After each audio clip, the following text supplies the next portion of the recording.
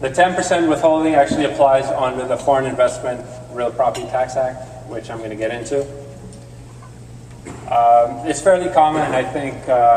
most people that deal with foreign buyers are aware that if the foreign person is to sell the asset, there's a 10% withholding,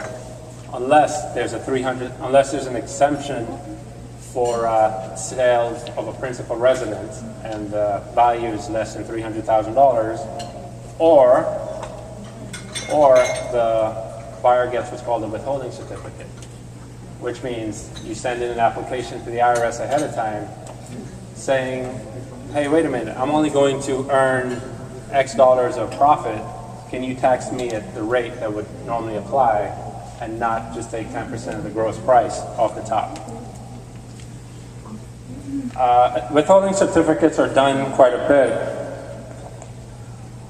but it can be problematic in that oftentimes it takes the IRS a very long time to respond. And the foreign person actually needs to have a US ID number, ideally ahead of time, in order to present the application, or they can have the ID number applied for at the time that the application is submitted. But either way, you're looking at a 90-day process, sometimes 6 months,